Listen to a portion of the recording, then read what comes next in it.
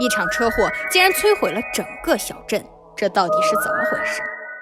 在《你好，邻居》中有一个隐藏的剧情。通过剧情，我们可以得知，邻居曾经发生过一场非常惨烈的车祸。在《Hide and Seek》中第2章节，哥哥在等待父母回家的时候，想象世界也出现了爆炸、火灾之类的场景。因此，我们可以得知，此时车祸已经发生了。2个孩子等待的可能正是医院里抢救的母亲。然而，在第2章的结尾，只有邻居大叔一个人回到了家，悲伤地抱起了2个孩子。这便意味着2个孩子永远地失去了母亲。在随后的章节中，哥哥失去母亲后开始变得格外的暴躁。为了安慰哥哥，妹妹陪哥哥玩了最后一次捉迷藏。然而就在屋顶，当妹妹终于找到哥哥的时候，却因为哥哥无意的一挥，将妹妹失手推下来。也正是因此，邻居大叔开始秘密地策划起了另一场惊天阴谋。你好，邻居的开场中贴着很多儿童失踪的海报，仔细观察不难发现，海报中的2个人正是邻居的儿子和女儿。通过结尾彩蛋，我们也可以得知，张贴海报的不是别人，正是邻居大叔本人。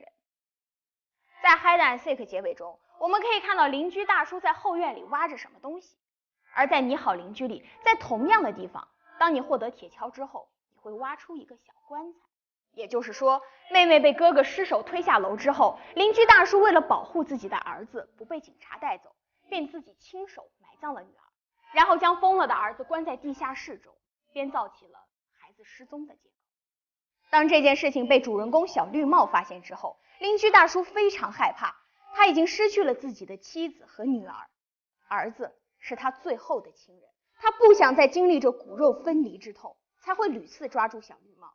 也正是出于这样的原因，我们也就不难理解为什么邻居家要不断的修建房屋、修建地下室了，因为这个房子是他和儿子最后的港湾。游戏结尾，邻居背着那一栋房子一路前行，最终被永远的困在了房子之中。这似乎也是在告诉我们，这位一心为儿子包庇罪责的父亲，将会永远背负着自己一手造成的。在你好邻居中，除了第1章节，余后的所有内容其实都是主人公小绿帽长大之后想象出来。儿时的那次闯入邻居家的行为，成为了他一生的噩梦。而整部你好邻居其实都是小绿帽重新面对过去、战胜恐惧的过程，因此才有了最后的那关。成年后的小绿帽回到过去，勇敢地站在了儿时的小绿帽面前，替他一次又一次地抵挡恶魔的攻击。因为他知道，与其咒骂黑暗，不如燃起一支明烛。